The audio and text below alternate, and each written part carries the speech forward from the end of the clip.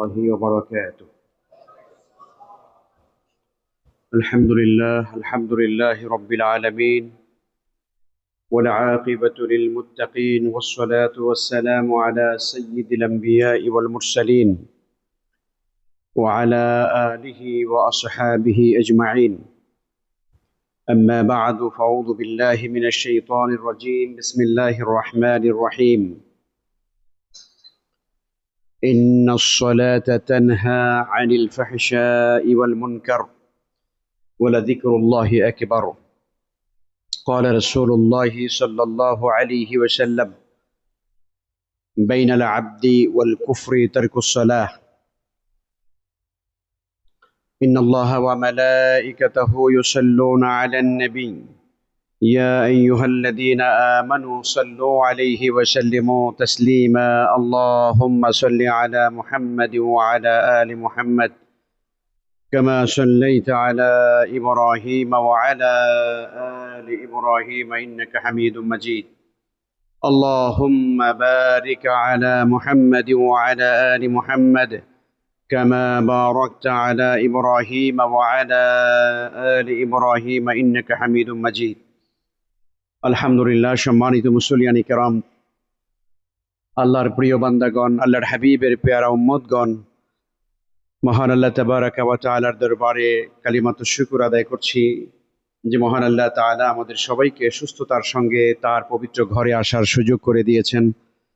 রব্বুল আলামিন আমাদেরকে এক সপ্তাহ পরে আবার আরেকটি জুমা দিয়ে আমাদের জীবনকে ধন্য করেছেন। আল্লাহ তাবারাকা ওয়া তাআলার দরবারে শুকরিয়া আদায় করে সকলেই বলছি আলহামদুলিল্লাহ। সকলেই আমরা রব্বুল আলামিনের শুকর আদায় করে বলছি রব্বানা লাকাল হামদ হামদান কাসীরান তাইয়িবান মুবারাকান ফীহি। সম্মানিত হাজিরিন, আমরা আজকে সালাতের গুরুত্বপূর্ণ দিক নিয়ে আপনাদের সামনে আলোচনা করব।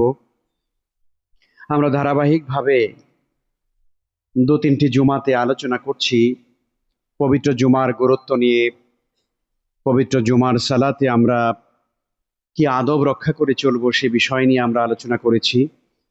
আমরা আজকে আলোচনা করতে চাই, আমরা সালাতে যা কিছু পড়ি সেটা আমরা কতটুকুন বুঝে পড়ি। আমরা যা কিছু আল্লাহর সঙ্গে বলি সেটা আমরা কতটুকুন বুঝে বলি, সে বিষয়টি বোধহয় আমাদের একটু অ্যানালাইসিস করা দরকার। তাহলেই আমাদের নামাজ হবে জীবন্ত নামাজ। আমাদের অনেকেরই নামাজ, আল্লাহ মাফ করুন, যে আমাদের নামাজগুলো জীবন্ত হয় না। আমাদের নামাজগুলো মৃত নামাজ, যে নামাজগুলো আল্লাহ তাআলা চান না। আল্লাহ চান জীবন্ত নামাজ। আল্লাহ চান সালাতটা এমনভাবে আমরা আদায় করি যেন রব্বুল আলামিন আমাদের সালাতে তিনি খুশি হন, সন্তুষ্ট হন। তো সেটা কিভাবে সম্ভব, কিভাবে সেই সালাতকে আমরা জীবন্ত করতে পারি, সে বিষয় নিয়ে ইনশাআল্লাহ তাআলা আমরা ধারাবাহিকভাবে আলোচনা করার চেষ্টা করব বিত্তাউফিক। আল্লাহ রাব্বুল আলামিন আমাদের সবাইকে, আমাদেরকে ইখলাসের সঙ্গে এই কথাগুলো বলার আর আমলের নিয়তে আমাদেরকে এই কথাগুলো শুনবার তৌফিক এনায়েত করেন। আমরা সকলে বলি আমিন। মুআজ্জাজ মুসল্লিয়ান কিরাম, আমি কোরআনে কারীমের একটি গুরুত্বপূর্ণ আয়াত সালাতের উপরে আমি তিলাওয়াত করেছি। আয়াতে কারিমাটি আপনারা প্রায় শুনে থাকবেন, যে আয়াতের মধ্যে আল্লাহ সুবহানাহু ওয়া তাআলা নিশ্চিত করে বলেছেন যে সালাত যারা আদায় করবে তাদের দ্বারা কখনো অন্যায় কাজ, তাদের দ্বারা অশ্লীল কাজ কখনো করা সম্ভব নয়। আর নামাজ মানুষকে, সালাত মানুষকে সকল রকমের পাপাচার থেকে, অনাচার থেকে, সকল জাহিলিয়াত থেকে, সকল রকমের গুনাহ থেকে আল্লাহ তাআলা বাঁচিয়ে রাখেন। আল্লাহ তাআলা যেমনটা বলেছেন কোরআনে কারীমে, আউযু বিল্লাহি মিনাশ শাইতানির রাজীম, ইন্নাস সালাতা তানহা আনিল ফাহশাই ওয়াল মুনকার। আল্লাহ বলেছেন নিশ্চয়ই নামাজ মানুষদেরকে ফাহিশা কাজ থেকে, অশ্লীল কাজ থেকে, পাপাচার থেকে বিরত রাখে। এই বক্তব্যটি কার? আল্লাহ রাব্বুল আলামিন। আল্লাহ নিজেই নিশ্চিত করেছেন যে নামাজ যদি ঠিক মতো আমরা পড়ি তাহলে আমাদের সেই নামাজ আমাদেরকে পাপের থেকে বাঁচিয়ে রাখবে, আমাদেরকে পাপ থেকে বাঁচিয়ে দেবে। কিন্তু দেখুন, খুব দুর্ভাগ্যের সঙ্গে আমরা বলি যে আমরা আমাদের এই সোসাইটিতে, আমরা মুসলিম সোসাইটিতে আমরা যারা বসবাস করি, মুসলিম উম্মার ভিতরে আমরা যারা আছি, মুসলিম সমাজের যারা সন্তান, মুসলিম পরিবারের যারা আমরা সদস্য, আমরা আজকে কি সুনিশ্চিতভাবে এটা বলতে পারি যে আমরা যারা নামাজ পড়ি আমরা গুনাহ করি না? এটা বলা খুব কঠিন হয়ে গিয়েছে। আমরা যারা সালাত আদায় করি আমরা মিথ্যে বলি না? এটা বলা খুব কঠিন। আমরা যারা সালাত আদায় করি আমরা ঘুষ খাই না? বলা বড় কঠিন। আমরা যারা সালাত আদায় করি আমরা সুদের সঙ্গে জড়িত নই? বলা খুবই কঠিন। আমরা যারা সালাত আদায় করি আমরা সকল রকমের ব্যভিচার থেকে, জেনা থেকে, অশ্লীল থেকে আমরা মুক্ত হতে পেরেছি, এটা আমরা সবাই বলতে পারবো? পারবো না। তো এই যদি হয় অবস্থা, তাহলে নামাজও পড়ছি আবার গুনার কাজও সমান তালে চলছে সমাজে, আবার নামাজও চলছে। পৃথিবীতে আপনি এত মসজিদ তো বাংলাদেশের মতো কোথাও পাবেন না, ঠিক কি না? পৃথিবীতে এত মুসল্লি, এত নামাজি বাংলাদেশের মতো আর কোথাও আছে কি? নাই। আলহামদুলিল্লাহ, এটাকে আমরা নেগেটিভ অর্থে দেখছি না যে এত মসজিদ কেন হচ্ছে, না সেটা বলছি না। মসজিদ আরো হোক, মুসল্লি আরো বাড়ুক, কিন্তু আল্লাহ তাআলা কি চান? আল্লাহ চান যে তোমরা যারা সালাত আদায় করো, তোমরা যারা মসজিদ বানাও, মসজিদের মুসল্লি হও, তাহলে ওই সমস্ত পাপ থেকে মুক্ত হওয়ার কথা, ওই সমস্ত তো অনাচার থেকে মুক্ত হওয়ার কথা, কিন্তু সেটা আমরা হচ্ছে না। সালাত আদায় করছি সমান তালে, সমান তালে পাপও চলছে আমাদের সমাজে। এর মূল কারণ কি তাহলে? এর কারণ কি আমরা এটা কখনো মনে করতে পারি যে আল্লাহ রাব্বুল আলামিনের কথাটি সঠিক নয়? এটা মনে করার কোনো কারণ আছে কি? না। ওয়া মান আসদাকু মিনাল্লাহি কিলা। আল্লাহ তাআলা বলেছেন যে আমি আল্লাহর চাইতে অধিক সত্যবাদী বলার দিক থেকে, কথা বলার দিক থেকে আমি আল্লাহর চাইতে মহা সত্যবাদী আর কে আছে? আমরা বলি কেউ নাই, ঠিক কি না?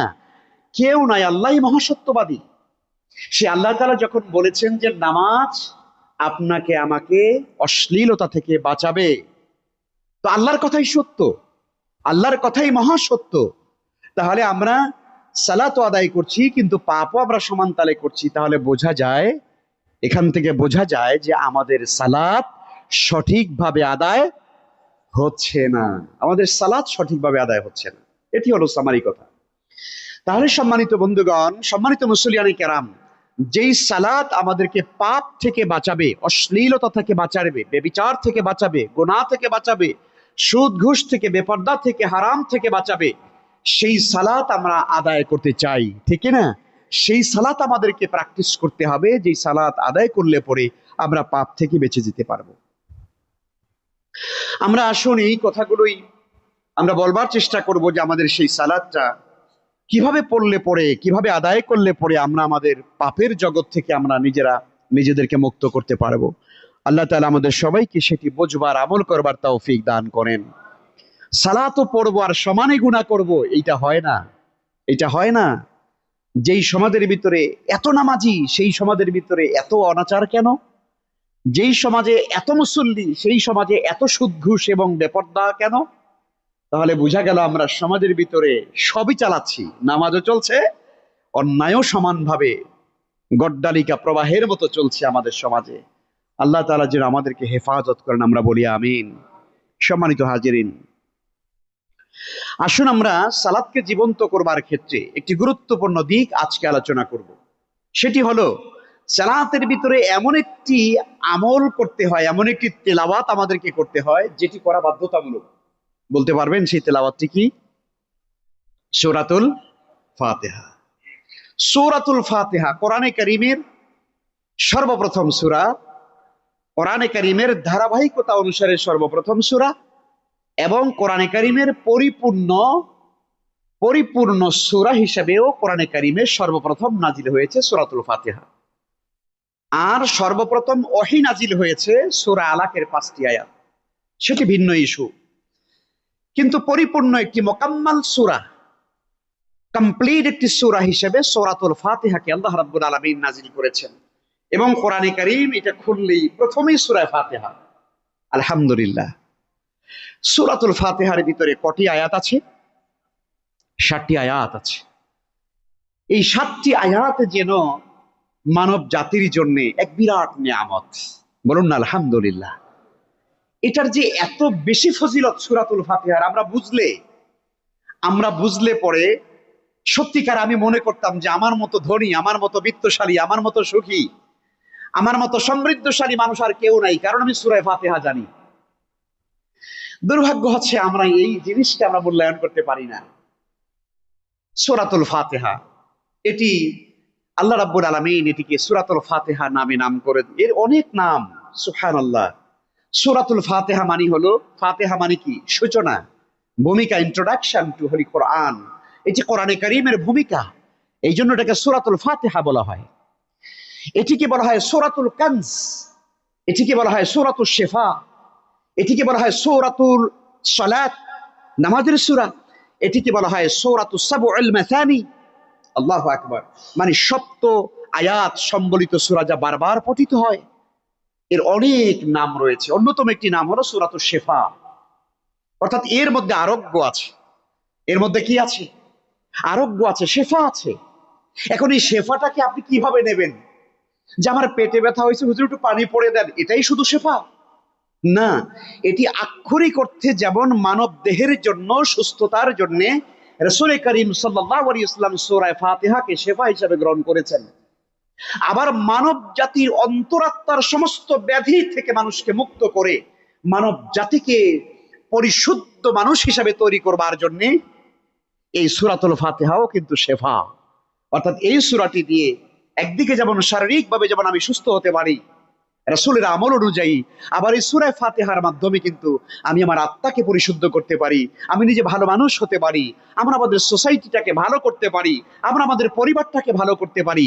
এই শেফাটা শুধুমাত্র পেটের ব্যথার শেফাই শুধু নয়, বরং এটা মানব জাতির সর্বাঙ্গীন কল্যাণ এবং সুস্থতার জন্য এই সূরাতুল ফাতিহা হলো এক মহা আরোগ্য। জোরে বলুন না সুবহানাল্লাহ। সম্মানিত হাজিরিন, খুব খেয়াল করুন, খুব খেয়াল করুন। এই সূরাতুল ফাতিহা আমরা সারা জীবন নামাজের ভিতরে তেলাওয়াত করি। নবীজি সাল্লাল্লাহু আলাইহি ওয়াসাল্লাম বলেছেন, এটি এমন একটি সূরা, লা সালাতা ইল্লা বিফাতিহাতিল কিতাব। নবীজি বলেছেন যে সূরা ফাতিহা হলো এমন একটি সূরা যেটি বাদে কোনো নামাজ হয় না। ফরজ পড়লে সূরা ফাতিহা লাগে, লাগে না লাগে না? সুন্নত পড়লে লাগে, ওয়াজিব পড়লে লাগে, ভিতরে পড়লে লাগে, ইশরাক পড়লে লাগে, চাশতের নামাজ পড়লে লাগে, আপনি তাহাজ্জুদের সালাত পড়লে লাগে, দুই ঈদের নামাজ পড়লে লাগে। অর্থাৎ এমন কোন সালাত নাই যেই সালাত সূরা ফাতিহা ছাড়া হয়। নবীজি এই জন্য বলেছেন, লা সালাতা, কোন নামাজই নেই ইল্লা বিফাতিহাতিল কিতাব, সূরা ফাতিহা ছাড়া। এই জন্য এটার আরেকটা নাম হলো ফাতিহাতুল কিতাব। সম্মানিত হাজিরিন, দেখুন, সেই সূরাটি আমরা নিয়মিত পড়ি, আলহামদুলিল্লাহ। এটি আমাদেরকে পড়তে হয়, প্রত্যেক রাকাত নামাজে আমাদেরকে পড়তে হয়, আমরা পড়ি। এই সূরা ফাতিহা কি আমরা বুঝে পড়ি? আমরা কি সূরা ফাতিহার তরজমাটা বুঝে পড়ি? যদি আপনি আমি বুঝে পড়তে পারি, তাহলে আপনার আমার নামাজ জীবন্ত নামাজ হয়ে যাবে। সুবহানাল্লাহ, যে আমি কি পড়ছি প্রত্যেক রাকাত নামাজের মধ্যে। আমি নিজে যখন নামাজ পড়ি, ইমাম সাহেব যখন সূরা ফাতিহা পড়ে, তখন আমার কনসেন্ট্রেশন কোথায় থাকে? বলেন তো কোথায় থাকে? কিভাবে থাকা উচিত? রাসূল করিম সাল্লাল্লাহু আলাইহি ওয়াসাল্লাম জীবন্ত নামাজের জন্য, আমি সূরা ফাতিহার কাছে আসছি, জীবন্ত নামাজের জন্য তিনি একটি হাদিসের অংশ, হাদিসে জিবরিল যে হাদিসটিকে বলা হয়, হাদিসে জিবরিল, জিবরিল আলাইহিস সালাতু ওয়াস সালাম নবীজি সাল্লাল্লাহু আলাইহি ওয়াসাল্লামের কাছে একদিন আসলেন, আগন্তুক হয়ে, ফেরেশতা হিসাবে না, একজন অপরিচিত আগন্তুক আল্লাহ রাসূলের সামনে আসলেন। আস্তে আস্তে একেবারে নবীজির সামনে এসে সাহাবায়ে কেরাম বললেন যে আমরা আশ্চর্য হয়ে গেলাম, আমরা তো এই লোকটাকে দেখিনি কোনোদিন, তাকে চিনিও না। আবার লা ইউরা আসারুস সফর, তার চেহারার ভিতরে কোনো সফরের কোনো চিহ্ন নাই। আজীব ব্যাপার, লোকটাকে চিনি না, আমাদের মহল্লার কোনো মানুষ না, দূরের মানুষ হলে তার সফরের চেহারার ভিতরে সফরের ক্লান্তি থাকবে না? কিন্তু লা ইউরা আসারুস সফর, তার চেহারার ভিতরে সফরের কোনো চিহ্ন নাই। আমরা ওরা আশ্চর্য হয়ে গেলাম, এ কে, লোকটা কি? আবার সে আস্তে আস্তে সব লোকদের মাঝখান থেকে সামনে এসে এসে একদম নবীজি সাল্লাল্লাহু আলাইহি ওয়াসাল্লামের সামনে এসে সে কি করলো, ফাসনাদা ইলা ইসনাদাহি, অর্থাৎ রাসূল সাল্লাল্লাহু আলাইহি ওয়াসাল্লামের একেবারে হাঁটুর সঙ্গে হাঁটু মিলাইয়ে এরপরে হাত তার উরুর উপরে রেখে এরপরে বলছে, আখবিরনি আখবিরনি ইয়া মুহাম্মদ আনিল ইসলাম আনিল ঈমান, হে মুহাম্মদ সাল্লাল্লাহু আলাইহি ওয়াসাল্লাম তুমি আমাকে ঈমান সম্পর্কে বলো। জোরে বলুন না সুবহানাল্লাহ। বলো তো ঈমান কারে বলে? আগন্তুক লোক আল্লাহর হাবিবের সামনে এসে হাঁটুর সঙ্গে হাঁটু মিলাইয়া আবার উরুর উপরে হাত দুইটা রেখা, সাহাবায়ে কেরাম তো আশ্চর্য, তারা কিছু বলতে পারছেন না, কারণ নবীজি সাল্লাল্লাহু আলাইহি ওয়াসাল্লাম কিছু বলছেন না। আল্লাহর হাবিব না বললে তো সাহাবায়ে কেরাম কিছু বলবেন না, সবাই চুপচাপ আছেন। তো উনি এসে পরে বলছেন, আখবিরনি আনিল ঈমান, আমাকে বলো ঈমান কাকে বলে। তখন নবীজি সাল্লাল্লাহু আলাইহি ওয়াসাল্লাম বললেন, আন তুমিনা বিল্লাহি ওয়া মালাইকাতিহি ওয়া কুতুবিহি ওয়া রাসূলিহি ওয়াল ইয়াউমিল আখির ওয়াল কদরি খাইরিহি ওয়া শাররিহি মিনাল্লাহি তাআলা।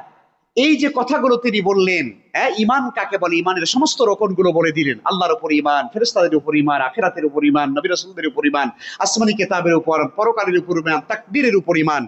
এগুলোকে ঈমান বলা হয়, এগুলোর উপর বিশ্বাস স্থাপন করার নাম হলো ঈমান। আল্লাহর হাবিব সাল্লাল্লাহু আলাইহি ওয়াসাল্লাম যখন বললেন, তখন আগন্তুক ওই লোক বলছে, সাদাক্তা, তুমি সত্য কথা বলছো। জোরে বলুন না সুবহানাল্লাহ। বড় আশ্চর্যের কথা না বলেন তো? সে প্রশ্ন করেছে, আপনারা যদি কেউ প্রশ্ন আমাকে করেন যে হুজুর এই জিনিসটা মাসলাটা জানতে চাই, তো জিজ্ঞেস করার পরে হুজুর আমি যখন বলবো, অথবা আমাদের ইমাম সাহেবরা যখন বলবেন, আপনি যদি বলেন যে হুজুর আপনি ঠিকই বলছেন, তাহলে বোঝা যায় আপনি মাসালা জিজ্ঞেস করে হুজুরকে টেস্ট করতে আসছেন নাকি? কথা বলেন না কেন? তাহলে মানুষেরা কখনো কোনো মাসলা জানে কি নিজে জানার জন্য, না হুজুর টেস্ট করার জন্য? বলেন না কেন? হ্যাঁ, এইটা মানতেই হবে। আমাদের সমাজে বহু লোক আছে, আমরা এরকম বহু মানুষের কাছে মানে সামনে পড়ি, আমাদেরকে টেস্ট করে যে হুজুর কোন কায়দার লোক। কথা বলেন না? হুজুরের তরিকাটা একটু ধরা দরকার, হুজুরে আসলে কোন দল টল করে একটু বোঝা লাগে না। কথা বুঝতে পারলেন তো? এইরকম টেস্ট করার জন্য প্রশ্ন করবেন না, এটা দ্বারা কাউকে অসম্মানিত করা হয়। প্রশ্ন করতে হয়, আল্লাহ তাআলা বলেছেন প্রশ্ন করবে কে? যেই ব্যক্তি জানে না। কি আয়াতে কারিমাটা? ফাসআলু আহলা যিকরি ইন কুনতুম লা তা'লামুন। দেখেন আল্লাহর কথা কি, তুমি প্রশ্ন করো যদি তুমি না জানো। তাহলে আমাদের সিস্টেমটা প্রশ্ন আমরা করব না জানলে। তো কিন্তু এই আগন্তুক কি করছে, আল্লাহ রাসূলের কাছে প্রশ্ন করে, আবার নবীজি জবাব দেওয়ার পরে তুমি ঠিক কইছো। সাহাবায়ে কেরাম বললেন, আজিব না, আমরা বড় আশ্চর্য হয়ে গেলাম। ইয়াসআলুহু, সে নিজেই প্রশ্ন করে, ওয়া ইউসাদ্দিকুহু, আবার সে নিজেই সত্যায়ন করে। কথা বুঝতে পারলেন না? সাহাবায়ে কেরাম বলছে, আমরা আবার আশ্চর্য হয়ে গেলাম, লোকটা নিজেই প্রশ্ন করতেছে, আবার নিজেই কয় ঠিক বলেছো। এরপরে আল্লাহ রাসূল কোনো কথা বলেন না, সাহাবায়ে কেরাম চুপচাপ আসেন। এরপর বলছে, আখবিরিনি আনিল ইসলাম, ইসলাম বলো, ইসলাম কারে কয় বলো। নবীজি সাল্লাল্লাহু আলাইহি ওয়াসাল্লাম তখন বললেন, আন তুকিমাস সালাহ ওয়া তুতিজ যাকাত ওয়া তাসুমা রমাদান ওয়া তাহজ্জুল বাইত ইন ইসতাতা ইলাইহি সাবিলা। পাঁচ ওয়াক্ত নামাজ পড়বে, রোজা রাখবে রমজান মাসে, যাকাত দিবে, বাইতুল্লাহর হজ করবে, ইত্যাদি ইত্যাদি বললেন। আবার লোকটা বলতেছে, সাদাক্তা, তুমি সত্য কথা বলছো।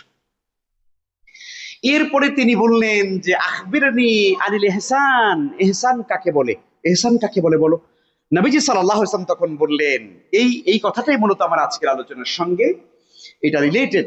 তখন নবীজি সাল্লাল্লাহু আলাইহি ওয়াসাল্লাম বলেন, ইহসান কাকে বলে। ইহসান আন তা'বুদাল্লাহা কাআন্নাকা তারাহ ফাইন লাম তাকুন তারাহু ফাইন্নাহু ইয়ারাক।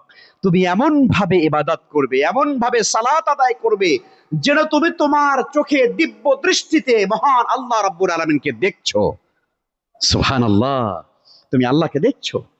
এটি আল্লাহর হাবিবের হাদিস, আন তা'বুদাল্লাহা কাআন্নাকা তারাহ, তুমি যেন আল্লাহকে দেখে দেখে ইবাদত করছো। ফাইন লাম তাকুন তারাহু ফাইন্নাহু ইয়ারাক। আর তোমার ভিতরে যদি এই কনফিডেন্স যদি আনতে নাও পারো, তাহলে অন্তত এতটুকুন আনো যে ফাইন্নাহু ইয়ারাক, যে আল্লাহ রাব্বুল আলামিন তিনি কিন্তু আমাকে দেখছেন। জোরে বলুন না সুবহানাল্লাহ।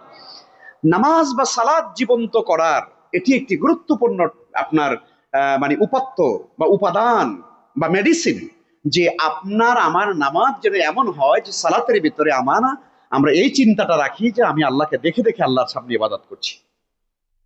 কিয়ামতের দিন আপনারা জানেন, এই মানুষেরা, এই বান্দারা যখন দুনিয়াতে যারা সেজদা দিয়েছে, কিয়ামতের দিন হাসরের ময়দানে আল্লাহ তাআলা সেই সকল ইমানদার বান্দাদেরকে ডেকে আল্লাহ তাআলা বলবেন, কিয়ামত দুনিয়ার জীবনে তোমরা আমাকে সেজদা দিয়েছো না দেখে, আজ আমি রব্বুল আলামিন তোমাদের সামনে হাজির, তোমরা এবার আমার সামনে আমাকে দেখি আমার সামনে তোমরা সেজদা দাও। আল্লাহু আকবার, তোমরা আমার সামনে সেজদা দাও।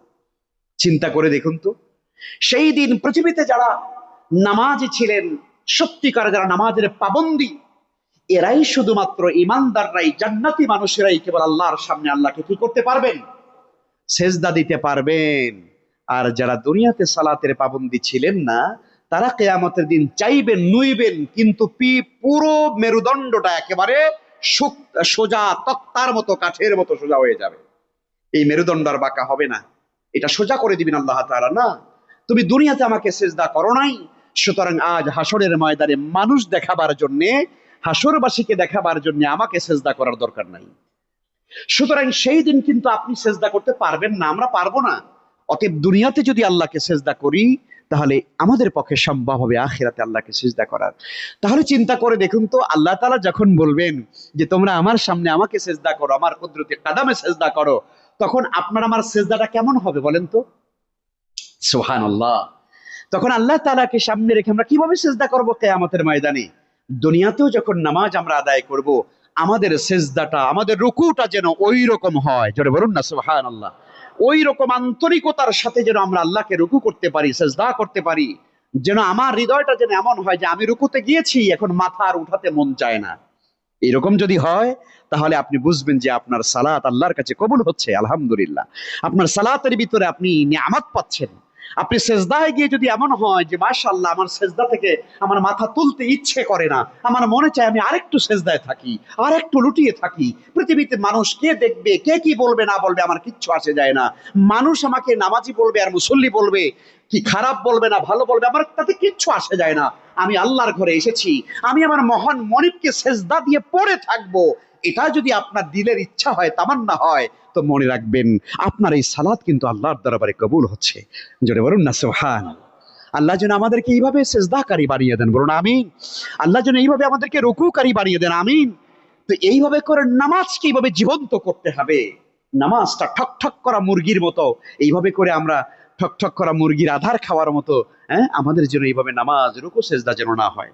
সম্মানিত হাজিরিন, আসুন যেই সালাতের ভিতরে আমরা সূরা ফাতিহাটা পড়ি, এই সূরা ফাতিহাটার তরজমা যেমন বাংলায় আমাদের জানা দরকার, আর এই অনুভূতিটা আমাদের জাগ্রত করা দরকার। প্রথমে আসেন নবীজি সাল্লাল্লাহু আলাইহি ওয়াসাল্লামের বিখ্যাত হাদিস, এই হাদিসে কুদসি, রব্বুল আলামিন তার পক্ষ থেকে আল্লাহ তাআলা বলেছেন, এই হাদিসের মূল বক্তব্য আল্লাহর, কিন্তু লেসান বা জবান হচ্ছে নবী মুহাম্মদ রাসূলুল্লাহ সাল্লাল্লাহু আলাইহি ওয়াসাল্লামের। এই জন্য এই হাদিসগুলোকে হাদিসে কুদসি বলা হয়। এটি একটি গুরুত্বপূর্ণ হাদিস, সহিহ মুসলিমে এসেছে এই হাদিসটি। নবী করিম সাল্লাল্লাহু আলাইহি ওয়াসাল্লাম বলেন, ক্বালা রাসূলুল্লাহ সাল্লাল্লাহু আলাইহি ওয়াসাল্লাম, নবীজি সাল্লাল্লাহু আলাইহি ওয়াসাল্লাম ইরশাদ করেন, ক্বালা আল্লাহু তাআলা, আল্লাহ তাআলা বলেন। যে হাদিসের মধ্যে বলা হয় যে আল্লাহ বলেন, ওই হাদিসগুলোকে কি বলা হয়? হাদিসে কুদসি। যে হাদিসের মধ্যে আল্লাহ বলেন বলে বলা হয়েছে, এই হাদিসে কুদসি এটা। তো এখানে দেখেন ঠিক একই ভাবে বলা হচ্ছে, ক্বালা আল্লাহু তাআলা, আল্লাহ তাআলা বলেন, কাসামতু সালাতা বাইনি ওয়া বাইনা আবদি নিসফাইন। আল্লাহ তাআলা ডেকে বলেন, হে নবী, এটি আমি বলছি, কাসামতু সালাতা, নামাজকে বা সূরা ফাতিহাকে আমি দুই ভাগে ভাগ করেছি, বাইনি ওয়া বাইনা আবদি, আমার এবং বান্দার মাঝে দুই ভাগে ভাগ করে দিয়েছি। জোরে বলুন না সুবহানাল্লাহ। সূরা ফাতিহাকে আল্লাহ তাআলা কয় ভাগে ভাগ করেছেন? দুই ভাগে ভাগ করেছেন, আল্লাহর কথা এটা। কাসামতু সালাতা বাইনি ওয়া বাইনা আবদি নিসফাইন, এই সূরা ফাতিহার মাধ্যমে যে নামাজ হয়ে থাকে, এটাকে আমি দুটো ভাগে ভাগ করে দিয়েছি, আমার মাঝে আর বান্দার মাঝে। ওয়ালি আবদি মা সাআলা, আর আমার বান্দা যা কিছু সে সুয়াল করে, ওয়ালি আবদি মা সাআলা, আমার বান্দা যা কিছু চায় আমার বান্দার জন্য তাই রয়েছে। জোরে বলুন না সুবহানাল্লাহ। ওয়ালি আবদি, বান্দার জন্য তাই দেওয়া হবে, তাই মঞ্জুর করা হবে, মা সাআলা, বান্দা যা কিছু চায়। সুবহানাল্লাহ, বান্দা যা চায় সেটা বান্দার জন্য দেয়া হবে। ফাইদা ক্বালা আল আবদ, বান্দা যখন নামাজের ভিতরে বলে আলহামদুলিল্লাহি রাব্বিল আলামিন, বান্দা যখন নামাজের ভিতরে বলে আলহামদুলিল্লাহি রাব্বিল আলামিন, ক্বালা আল্লাহু তাআলা, তখন আল্লাহ ডেকে বলেন, সুবহানাল্লাহ বলেন না। বান্দা যখন নামাজের ভিতরে বলে, তেলাওয়াত করে আলহামদুলিল্লাহি রাব্বিল আলামিন, তখন আমার আল্লাহ তাআলা ডেকে বলেন, হামিদানি আবদি, আমার বান্দা আমার প্রশংসা করলো। আমার আল্লাহ কতটা খুশি হয়ে যান চিন্তা করে দেখেন। আপনি বলতেছেন নামাজের ভিতরে আলহামদুলিল্লাহি রাব্বিল আলামিন, আপনার আয়াতের জবাব আমার আল্লাহ দিচ্ছেন, হামিদানি আবদি, আমার বান্দা আমার প্রশংসা করলো। সুবহানাল্লাহ। আমার বান্দা আমার প্রশংসা করলো। ওয়াইদা কালা, বান্দা এর পরে যখন বলে আর রহমানির রহিম। আলহামদুলিল্লাহ তর্জমা তো আমরা সবাই জানি না?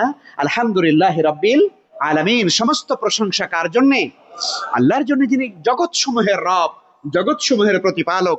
এইটা বলার সঙ্গে সঙ্গে আল্লাহ খুশি হয়ে বলেন আমার বান্দা আমার প্রশংসা করেছে। বান্দা এরপরে যখন বলে আর রহমান রহিম, অতীব মেহেরবান দয়ালু আল্লাহ, এইটা যখন বান্দা পড়ে কাল আল্লাহু তাআলা, তখন আল্লাহ রাব্বুল আলামিন বান্দার আয়াতে কারিমার জবাবে আল্লাহ তাআলা বলেন আসনা আলাইয়া আবদি, আমার বান্দা আমার সানা, আমার গুণকীর্তন করেছে। সুবহানাল্লাহ, আমার বান্দা আমার গুণকীর্তন, আমার প্রশংসা আমার বান্দা করেছে। ওয়াইদা কালা, এর পরে বান্দা যখন বলে মালিক ইয়াউমিদ্দিন, বিচার দিবসের মালিক আমার আল্লাহ। বিচার দিবসের মালিক কে? বিচার দিবসের মালিক আল্লাহ। সূরা ফাতিহার মধ্যে বলছি আমরা সব সময় মালিকি ইয়াউমিদ্দিন, মালিকুন মানে হলো মালিক, ইয়াউমিদ্দিন মানে হলো শেষ দিবস, বিচার দিবস, ইয়াউমুল জাযা প্রতিদান দিবস, day of judgement, day of judgement মানে হলো বিচার দিবস, নেই বিচারের মালিক আল্লাহ তাআলা। সেই দিন আল্লাহ তাআলা জাজমেন্ট করবেন। মালিক ইয়াউমিদ্দিন, বিচার দিবসের মালিক। এই আয়াত যখন বান্দা পড়ে কাল আল্লাহু তাআলা, আল্লাহ রাব্বুল আলামিন তখন ডেকে বলেন মাজ্জাদানি আবদি, আমার বান্দা আমার বরত্ব বয়ান করেছে। সুবহানাল্লাহ, আলহামদুলিল্লাহ রাব্বিল আলামিন, এর মধ্যেও কার প্রশংসা? আর রহমানির রহিম, এর মধ্যেও কার প্রশংসা? মালিক ইয়াউমিদ্দিন, এর মধ্যেও কার প্রশংসা? এর মধ্যে আল্লাহ রাব্বুল আলামিনের প্রশংসা করা হলো। এরপরে রাব্বুল আলামিন আকালা বাররাতান, আল্লাহ রাব্বুল আলামিন এরপরে বলেন ফাওয়াদা ইলাইয়া আবদি, আমার বান্দা আমার নিকটে তিনি সাহায্য চাইলেন, আমার বান্দা আমার প্রশংসা করলেন, আমার গুণকীর্তন করলেন। এরপরে ফাইদা কালা, বান্দা যখন এর পরের আয়াত পড়ে ইয়াকা না'বুদু ওয়া ইয়াকা নাস্তাঈন, বান্দা যখন ডেকে বলে ইয়াকা না'বুদু রাব্বুল আলামিন, আমি তোমারই কেবলমাত্র ইবাদত করি, ওয়া ইয়াকা নাস্তাঈন, ওগো মাওলা আমি কেবলমাত্র তোমার কাছেই সাহায্য কামনা করি। কেবলমাত্র বলা লাগবে, কেবলমাত্র না বললে আয়াতের তরজমা হবে না। আপনি যদি বলেন আমি তোমার ইবাদত করি, তার মানে হলো মাঝে মাঝে তোমারটাও করি, আবার ফাঁকে ফাঁকে অন্যটাও করি, এই সম্ভাবনা থেকে যায়। কিন্তু আপনি যখন বলবেন আল্লাহ কেবলমাত্র তোমার ইবাদত করি, তার মানে হলো আল্লাহ তুমি ছাড়া আর কারো গোলামি আমি করি না। এটাই কিন্তু আসল তরজমা। ইয়াকা না'বুদু ওয়া ইয়াকা নাস্তাঈন, ওগো আল্লাহ আমি কেবলমাত্র তোমার ইবাদত করি আর কেবলমাত্র তোমার কাছেই সাহায্য চাই। এই আয়াতে কারিমা তেলাওয়াত করার সঙ্গে সঙ্গে আল্লাহ তাআলা ডেকে বলেন ক্বালা, আল্লাহ এবার বলেন হাদা বাইনি ওয়া বাইনা আবদি, এইটা হলো এই যে বান্দা এখন যে আয়াতটা পড়েছে, এই আয়াতটা হলো আমার বান্দার আমার মাঝে হলো অর্ধেক অর্ধেক। সুবহানাল্লাহ, হাদা বাইনি ওয়া বাইনা আবদি, এইটা এই আয়াতে কারিমাটা হলো আমার আর বান্দার মধ্যে অর্ধেক অর্ধেক। কিভাবে অর্ধেক হলো? আপনি ইয়াকা না'বুদু ওয়া ইয়াকা নাস্তাঈন, এখানে দুটো কথা, দুটো বক্তব্য। প্রথম বক্তব্যটা হলো আমরা কেবল তোমার ইবাদত করি, তাই না? তাহলে এইটা ইবাদতটা কার? আল্লাহর করা হচ্ছে, এটা আল্লাহর অংশ। আর পরে যখন বলা হচ্ছে ওয়া ইয়াকা নাস্তাঈন, আমি কেবল তোমার কাছে সাহায্য চাই, তাহলে সাহায্য দরকার কার? বান্দার দরকার, তাই না? বান্দা বলছে আল্লাহ আমি সাহায্য চাই, তাহলে এখানে আল্লাহ তাআলা বলছেন এইটা আমার এবং বান্দার মাঝে অর্ধেক অর্ধেক। ওলি আব্দি মা সাআলা, আর আমার বান্দা যা চাইলো আমি আমার বান্দাকে তাই দেব। তার মানে বান্দা আমার কাছে চেয়েছে ইয়া ওয়া ইয়াকা নাস্তাঈন, আল্লাহ তাআলার কাছে বান্দা কি চাইলো? সাহায্য চাইলো। আল্লাহ তাআলা তাহলে বলছেন কি আমার বান্দা যেহেতু সাহায্য চেয়েছে, অতএব আমি আমার এই বান্দার এই দোয়া, এই সুয়ালকে আমি বান্দার কবুল করে নিলাম। জোরে বলুন সুবহানাল্লাহ। অর্থাৎ সাহায্য বান্দা চেয়েছে, আমি আমার বান্দাকে সাহায্য করব। সুবহানাল্লাহ। বলে আব্দি মা সাআলা, অতএব বান্দা যা চাইলো এটা বান্দার জন্য রয়েছে। ফাইদা কালা, এরপরে বান্দা যখন বলে اهدنا الصراط المستقيم صراط الذين أنعمت عليهم غير المغضوب عليهم ولا الضالين اهدنا الصراط المستقيم আল্লাহ তাআলা আপনি আমাদেরকে সরল সঠিক পথে পরিচালিত করুন ইহদিনা আমাদেরকে হেদায়াত দেন পরিচালিত করেন ইহদিনাস সিরাতাল মুস্তাকিম সরল এবং সঠিক পথে আমাদেরকে রাস্তা দেখায় দেন আল্লাহ তাআলা সরল রাস্তাটা আমি নিজে বান্দা চিনব না আমি তো বড় গুনাহগার আমার তো দৃষ্টি নাই আমার তো সেই জ্ঞান নাই আমার তো নজরও নাই আল্লাহ তাআলা আমি তো আপনার কাছে চাইলাম সরল সঠিক পন্থা রাস্তা চাইলাম কিন্তু আল্লাহ আমার তো নিজের রাস্তা খুঁজে নেওয়ার কোনো সুযোগ নাই কারণ আমি তো আসলে দুর্বল মানুষ আমার জ্ঞানও নাই আমার এলেমও নাই আমার আমলও নাই এবার বান্দা আল্লাহ তাআলার কাছে বলেন আল্লাহ তাআলা তারপরে আপনার কাছে একটা বিষয় সাহায্য চাই সরল সঠিক পথে যারা চলে গেছে আল্লাহ তাদের সঙ্গে যদি আপনি আমার পরিচয় করায় দেন সরল পথ আমার জন্য পাওয়া সহজ হয়ে যাবে সুবহানাল্লাহ আল্লাহ আমি তো নিজে খুঁজে নিতে পারবো না আমি তো চিনবো না এই সরল পথে যারা যুগে যুগে চলে গেছে আল্লাহ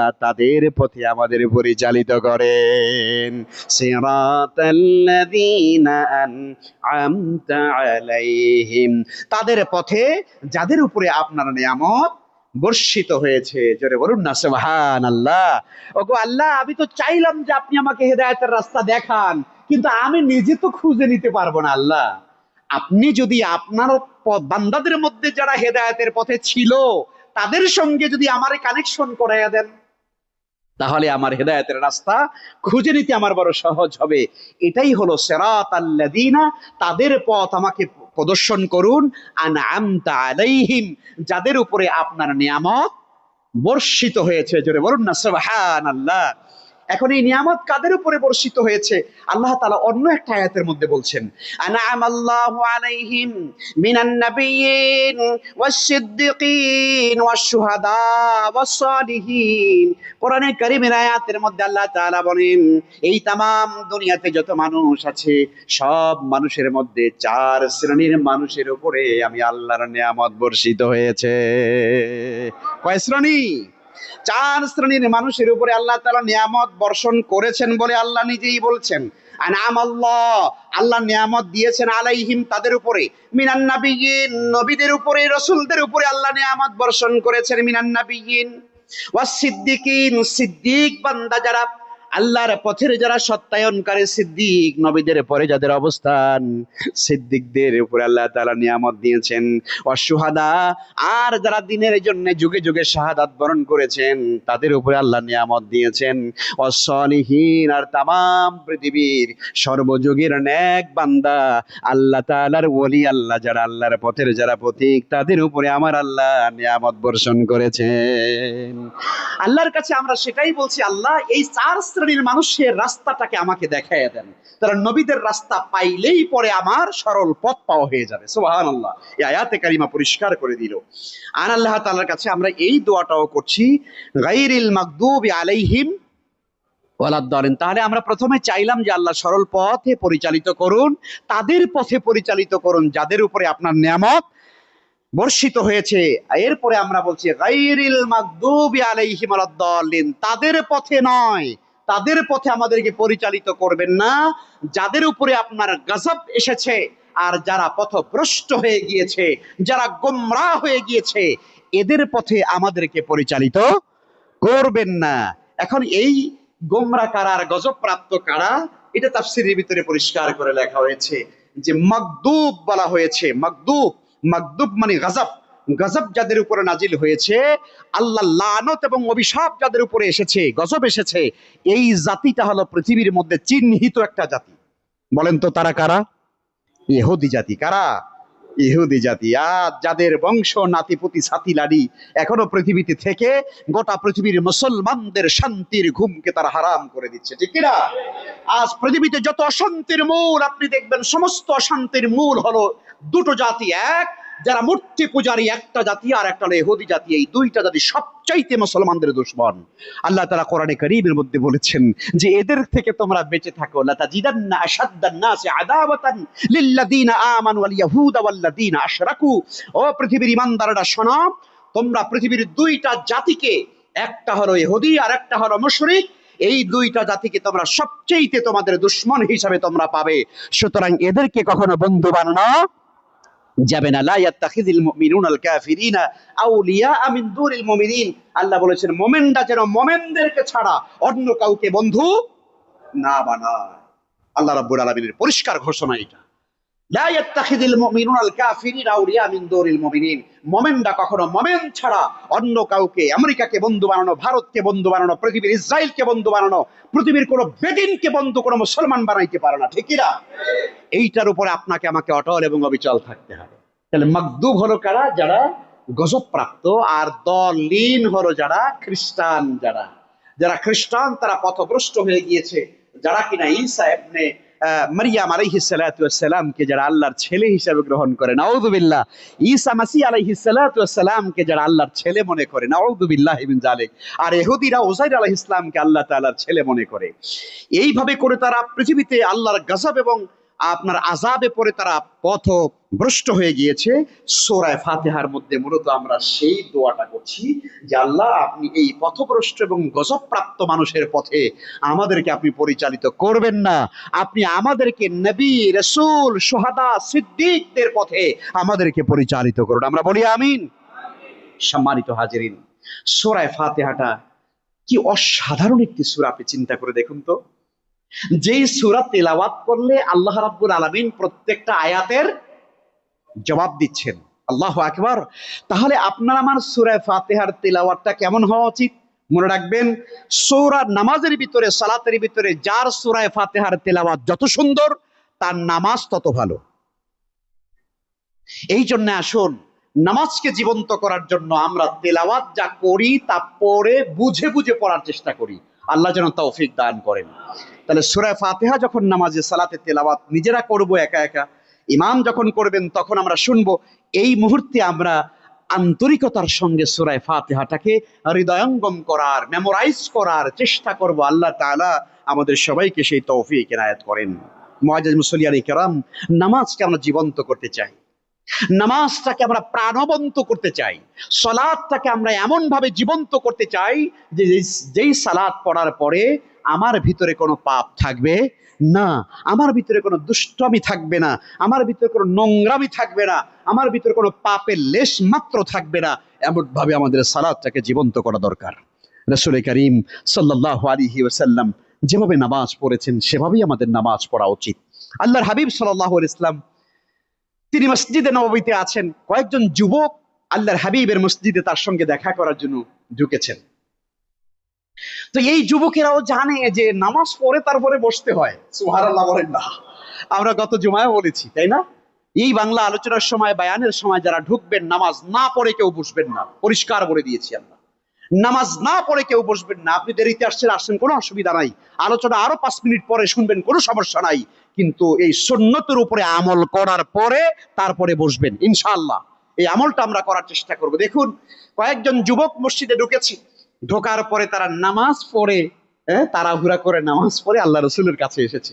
নবীজি সাল্লাল্লাহু আলাইহি ওয়াসাল্লাম তখন একজন যুবককে বললেন, আসল্লাইত, নামাজ পড়েছো? তখন বলছে, ইয়া রাসূলুল্লাহ, নামাজ পড়েছি।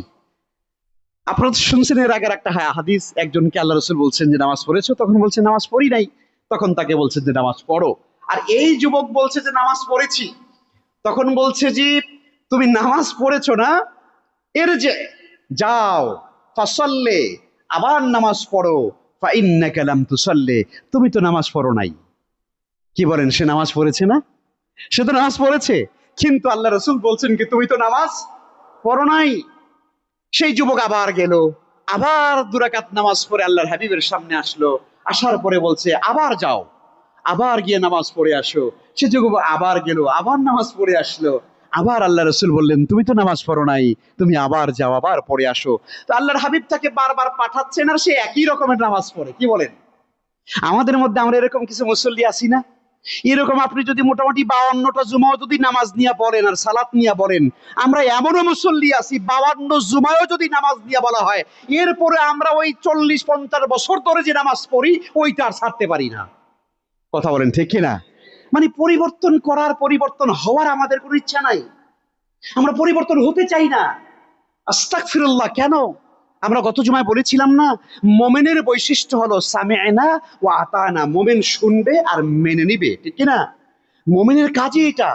কিন্তু আমরা কি করি? আমরা শুনলে আমল করতে চাই না। বনি ইসরাইলের উম্মতের মতো, বনি ইসরাইলদের মতো, আমরা মুসা আলাইহিস সালামের উম্মতের মতো। আল্লাহ যেন আমাদেরকে মানবার তৌফিক দান করেন। আমরা শুনবো, মানবো। নতুন আপনার কোরআন এবং হাদিসের যে আমলটা আমার সঙ্গে মিলে না, ওটাকে আমি শুধরিয়ে নেব। তো রাসূল সাল্লাল্লাহু আলাইহি ওয়াসাল্লাম তখন তাকে বারবার করে পাঠাচ্ছিলেন, আর ওই সাহাবী এসে এসে নামাজ পড়ে বলছে, হুজুর আমি পড়ে আসছি। আল্লাহ রাসূল সাল্লাল্লাহু আলাইহি ওয়াসাল্লাম তখন দেখলেন যে এর আর বললে হবে না, এর আর বললে হবে না, এর প্র্যাকটিক্যালি দেখাতে হবে। তখন নবী করিম সাল্লাল্লাহু আলাইহি ওয়াসাল্লাম তিনি ওই যুবকদের সামনে তিনি 2 রাকাত সালাত আদায় করলেন। সালাত আদায় করার পরে এরপরে বললেন, ওয়াসাল্লু ওয়াসাল্লু কামা রাআইতুমুনি উসাল্লি, ওয়াসাল্লু কামা রাআইতুমুনি উসাল্লি। এই যে তোমাদের সামনে আমি নামাজ আদায় করলাম, সালাত আদায় করলাম, তোমরা আমাকে যেভাবে সালাত আদায় করতে দেখেছ তোমরা এভাবেই নামাজ আদায় করবে। জোরে বলুন না সুবহানাল্লাহ। তাহলে সালাত, আপনার সালাত, আমার সালাত যদি আল্লাহর হাবিবের সালাতের মতো না হয়, সেই সালাত কিন্তু সালাত হবে না। এই জন্য সম্মানিত হাজিরিন, জীবন্ত নামাজ যদি আমরা পড়তে চাই, তাহলে বিশ্ব মানবতার মহান মুক্তির দিশারি নবী মুহাম্মদুর রাসূলুল্লাহ সাল্লাল্লাহু আলাইহি ওয়াসাল্লামের দেখানো তার সুন্নাহ, তার পদ্ধতি মোতাবেক আমাদেরকে সালাত আদায় করতে হবে। তবেই আমাদের সালাত ইনশাআল্লাহ তাআলা জীবন্ত সালাত হবে, প্রাণবন্ত ইবাদত হবে। মনে হবে 2 রাকাত নামাজ আদায় করার পরে যখন আপনি বাড়িতে যাবেন, মনে হবে যে আলহামদুলিল্লাহ আমি আজকে নামাজ পড়ে এসেছি। আপনার ভেতরে একটা তৃপ্তি কাজ করবে, ঠিক কি না? তো সম্মানিত হাজিরিন, আজ আর লম্বা আলোচনা নয়, ইনশাআল্লাহ তাআলা ধারাবাহিকভাবে আজকে সূরা ফাতিহা নিয়ে আমাদের একটা আলোচনা করলাম।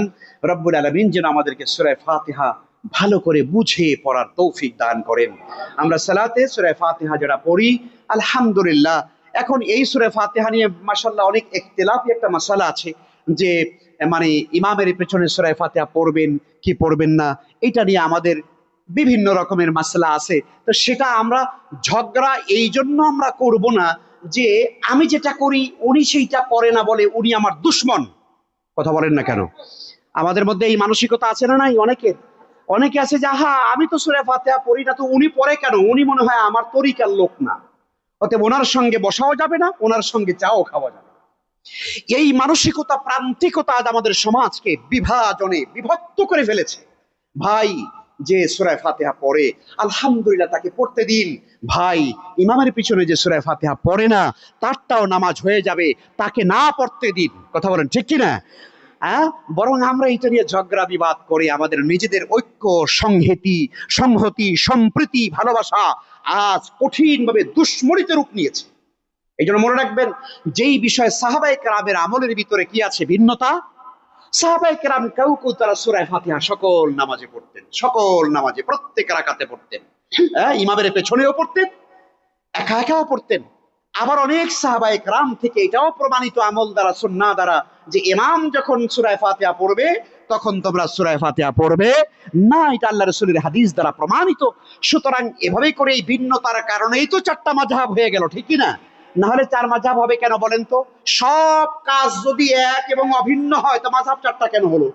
মাযহাব তো একটা থাকার কথা ছিল, ঠিক কি না? তাহলে বুঝা গেল মাযহাব যেহেতু 4টা, যেই ইমাম যেই হাদিসকে পছন্দ করেছেন, যেই আমলটাকে পছন্দ করেছেন, ওনার বিবেচনায় যেটাকে বিশুদ্ধ মনে হয়েছে, ইমামে আযম আবু হানিফা রাহমাতুল্লাহ আলাইহি তিনি নিয়েছেন একটা হাদিস, ইমাম শাফি আলাইহির রাহমা তিনি নিয়েছেন তার বিপরীত হাদিস, ইমাম মালিক রাহমাতুল্লাহ তিনি নিয়েছেন আরেকটা, ইমাম আহমদ ইবনে হাম্বল তিনি নিয়েছেন আরেকটা। এটাই হলো ইসলামের বিউটি। জোরে কন্না সুবহানাল্লাহ। ইসলামের বিউটি এটাই, ইসলামের সৌন্দর্য। আপনি এখানে হাত বাঁধবেন, আরেকজন এখানে বাঁধতেই পারে, কোনো অসুবিধা নেই, এটা সৌন্দর্য।